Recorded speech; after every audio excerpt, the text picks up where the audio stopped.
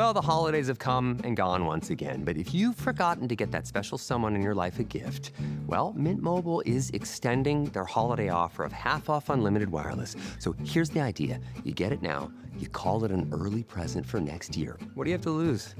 Give it a try at mintmobile.com/switch.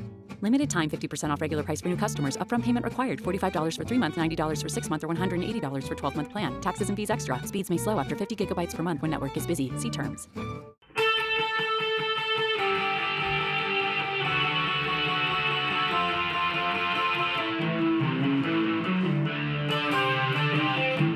This is the Daily Blast from the New Republic, produced and presented by the DSR Network. I'm your host, Greg Sargent.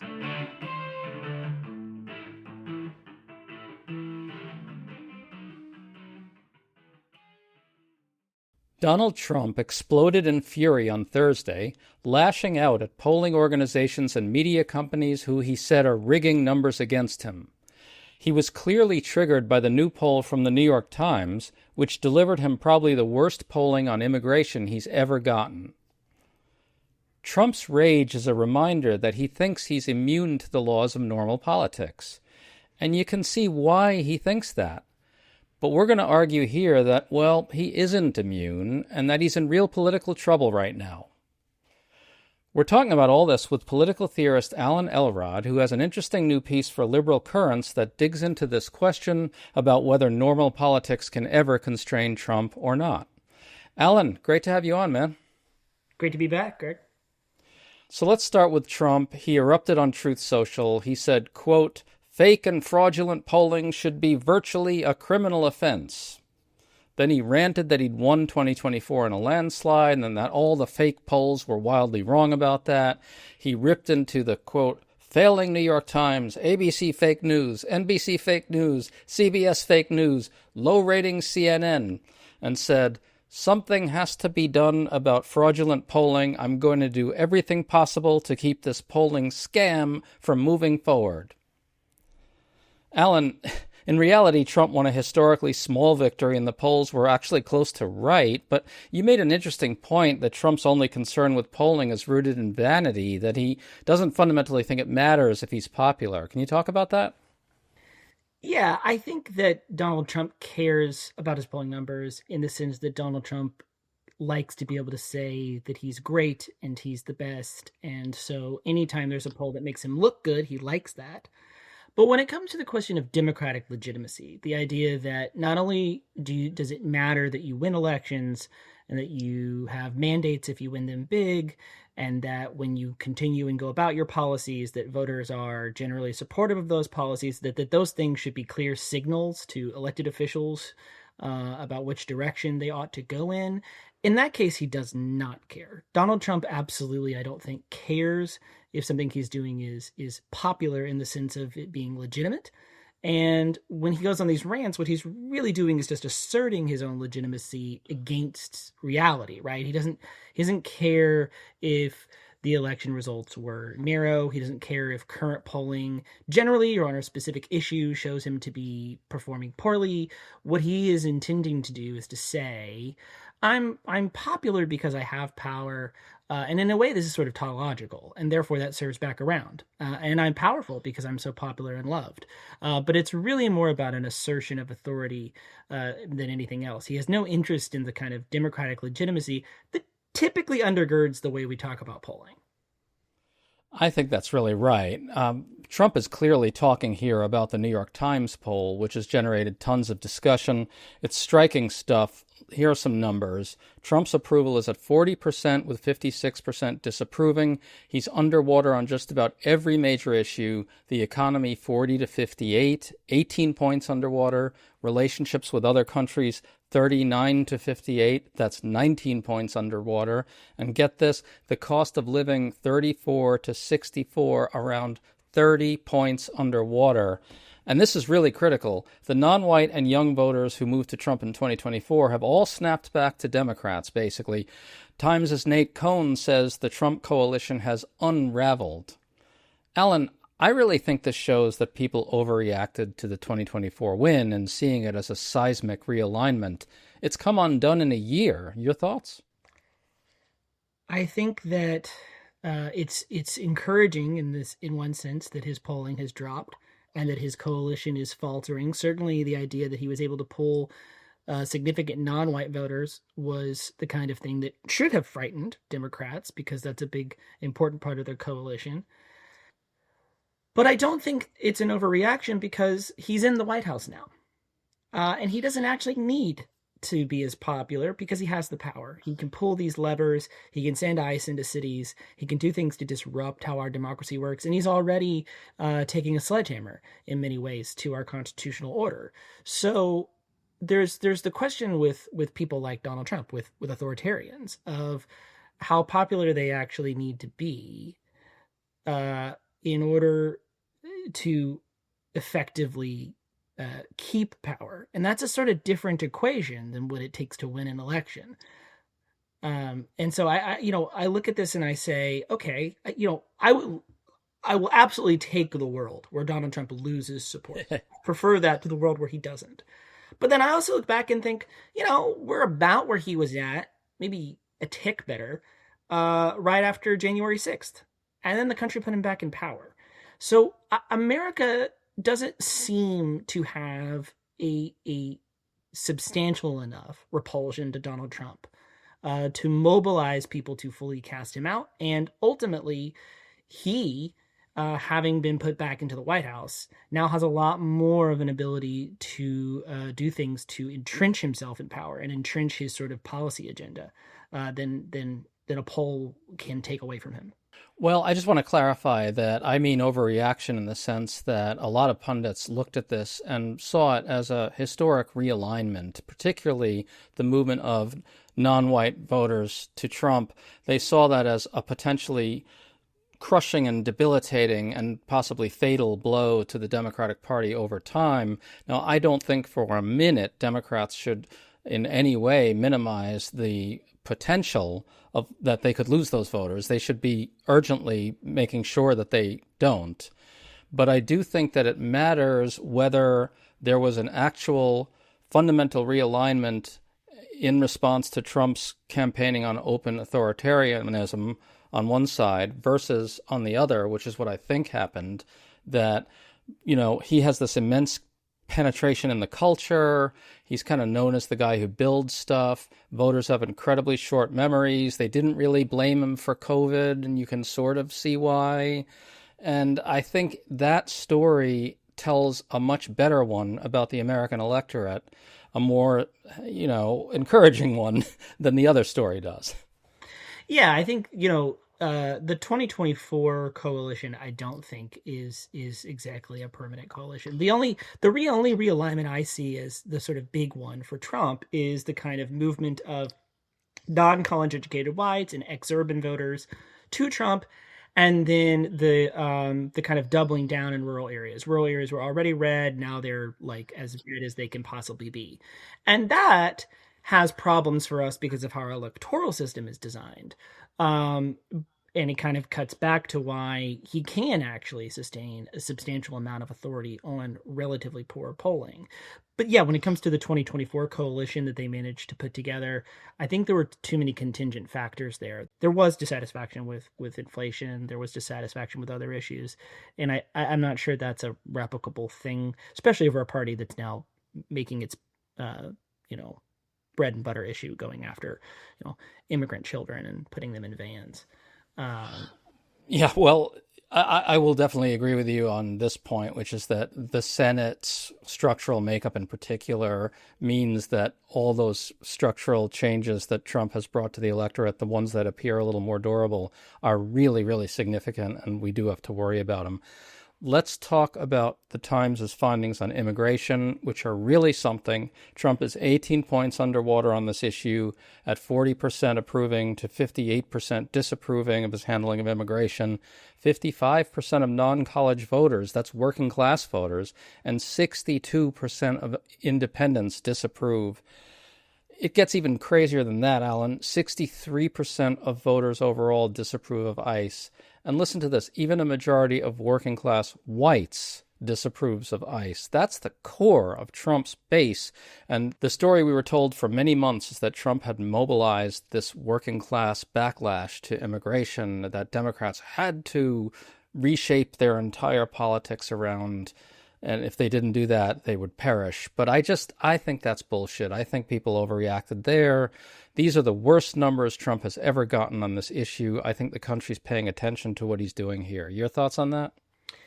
Yeah, so from the kind of traditional political analytical standpoint, the idea that he is that much underwater on what used to be one of his sort of core issues is huge.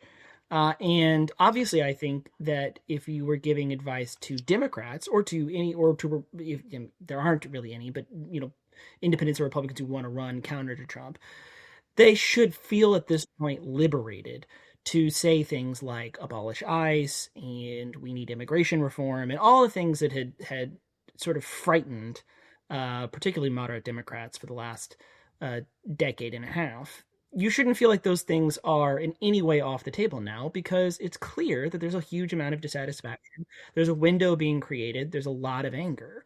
So on that side, I would say, the polling is a big green light to people to, I think, be bold, talk openly. Don't try to triangulate and play games with the issues. Just say honestly what you think. If you don't sincerely think we should abolish ICE, I guess I get that, but I don't understand it.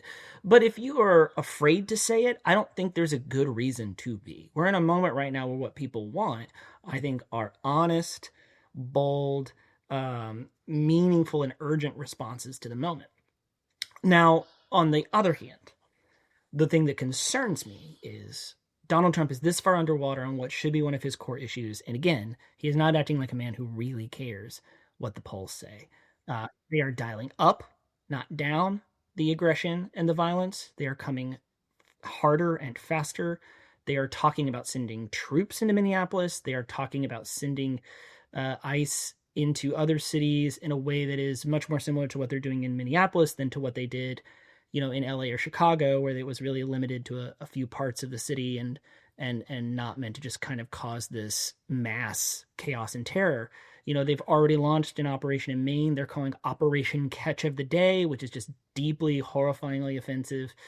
And I think that in that context, it's scary because normally if a politician stumbles on their core issue, there's a huge reset. There's like a big panic in the administration. That's not what they're doing.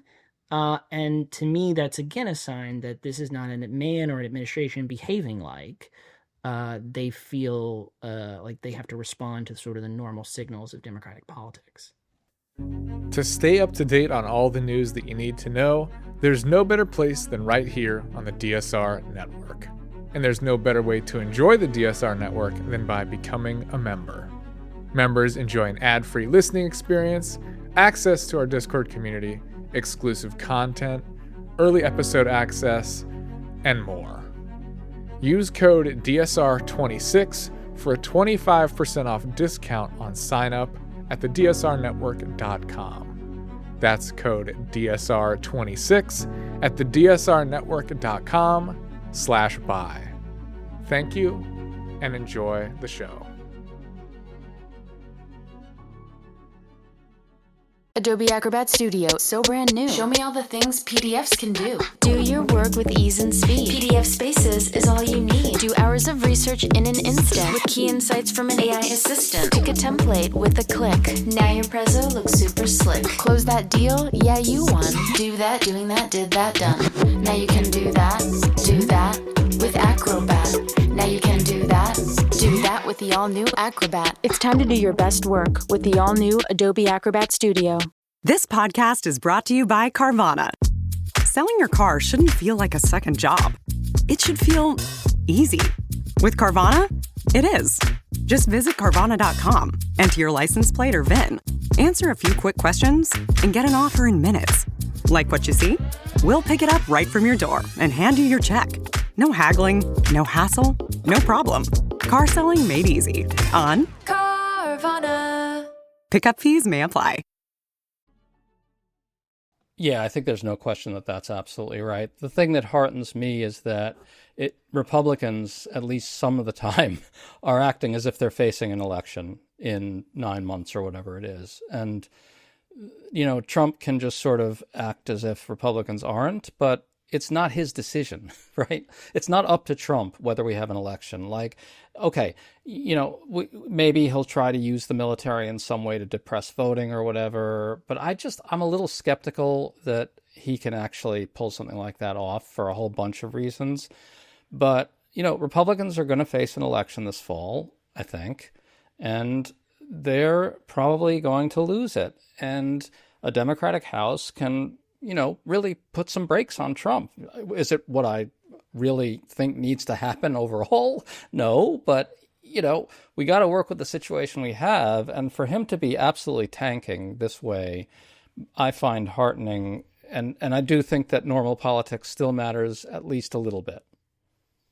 He can cancel elections. We know that. But when it comes to the question of whether or not he can disrupt elections, that's a fairly opaque situation. The problem there is there's first the question of, can he actually somehow cause enough disruption in these places using ICE, using other kinds of federal interference, frightening people, arresting people to actually change the literal numerical outcome of an election. That's one. That's pretty hard.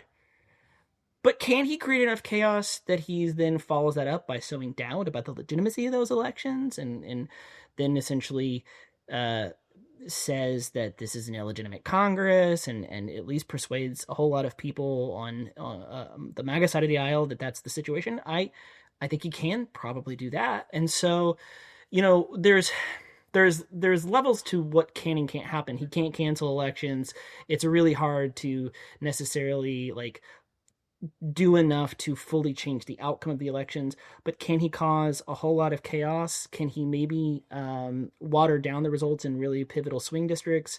Can he hurt the Democrats' majorities a little bit? Maybe, but can he sow doubt? Absolutely. And so, there are different tiers, I think, of crisis. And he can achieve some of those more easily than others. And I absolutely think he's going to give it a shot. Oh, yeah. And by all means, Democrats have to be hyper vigilant. We have to take every single permutation very seriously, for sure. I don't doubt that. Okay, let's talk about your piece. You argue that on some fundamental level, Trump doesn't feel obligation for there to be any political legitimacy to his authoritarian actions. You quote Jonathan Last of The Bulwark, arguing in essence that the country is not capable of generating a sufficiently powerful opposition to Trump. I want to challenge this a little bit in two parts. This is the first part. I think the outpouring of cultural and social energy and organizing against Trump's immigration crackdown is a significant event. Trump and Vance and Miller calculated that the silent majority would be with them on this core idea of MAGA, that modern immigration levels threaten social cohesion, or social solidarity, as Vance likes to put it. But we've seen extraordinary solidarity from native-born Americans and citizens towards immigrants.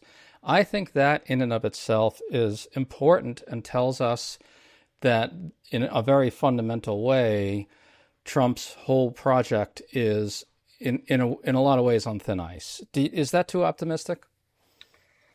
Well, I guess from the piece I wrote, I probably would say it's a little too optimistic. That's fine. I would try to take that in two slightly different directions. One is to say that the idea that there's not been a sufficient enough sort of swelling of opposition to him does not mean that there hasn't been opposition, right? There's been a lot of it in a lot of places. But what we've seen, I think, for the last decade or so is that even though Donald Trump has consistently been unpopular, that high 30, low 40% support is essentially enough to sustain him, right, politically. Because what we're really also asking is not, will the vast majority of the American people reject him? And this is something that Jonathan Last gets at in his piece. But will enough of the American people reject him that it forces the hands of, Republican elites in Congress? And we've already seen, I think, that I don't know what will. January 6th didn't.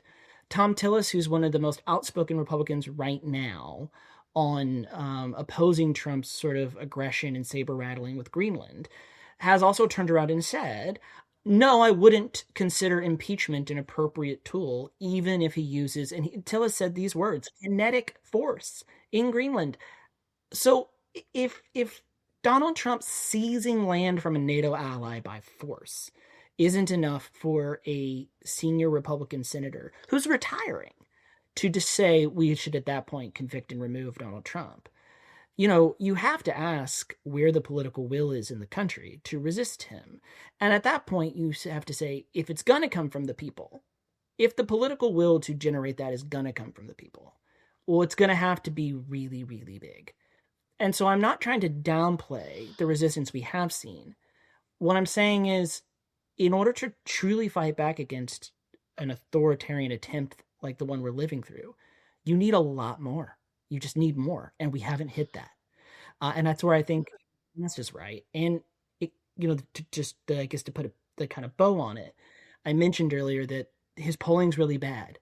It's not that different than where it was right after he led a mob on the Capitol to kill his vice president and kill members of Congress. And we then turned around and put him back in the White House. Well, yes, but I think maybe that also indicts Democrats, because Democrats had their shot and they didn't use power sufficiently to deal with the criminality that Trump and the MAGA movement represent. And I think that's on them. But otherwise, your points are taken. You need something bigger. And this is where I think I want to challenge the Jonathan Last thesis a little bit as well. You kind of got in at this idea that the country's not capable of generating a sufficiently powerful opposition to Trump. I think there's a distinction here that we have to draw. On the one hand, whether there's a strong enough opposition to Trump out in the country among the people, and on the other hand, whether our legal and political institutions can constrain a president who is determined to plunge us into authoritarian lawlessness. And I think the second one is where the real problem is, right? Like, of course, I would like the opposition to Trump to be at 80%, but it's pretty damn high right now. And that doesn't translate into checks on this president who, as you've said, this has no regard for political legitimacy and is determined to plunge into lawlessness. That I think that distinction's important. And I really think that the weakness here is in our institutions and their inability to constrain a president. So let's get to work on those if Democrats ever get power back. And well, this is why I said that despite my not putting a whole lot of stock in the polls when it comes to sort of resisting Trumpism, this is why I said Democrats do have to go ahead and be willing to be bold. This is why you can't sort of pill around on the idea of whether you want to do something like abolish an agency that under this administration has become the most well-funded police force in the country and one of the 20 most well-funded, if it were military, armies in the world. You simply have to gut that from the inside. You have to get rid of it entirely. And if that's not on the table, then you're certainly not up for the institutional changes necessary. Because I do agree, our institutions have failed us, right? The Supreme Court has not constrained him. Congress has not constrained him. The DOJ under Biden did not constrain him. We saw failure after failure after failure at the institutional level.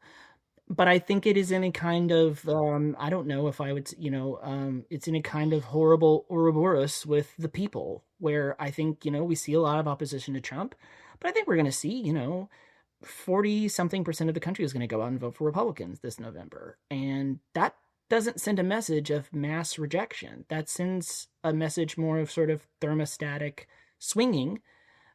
But that's not compelling in a moral sense when you're in a existential fight for your country.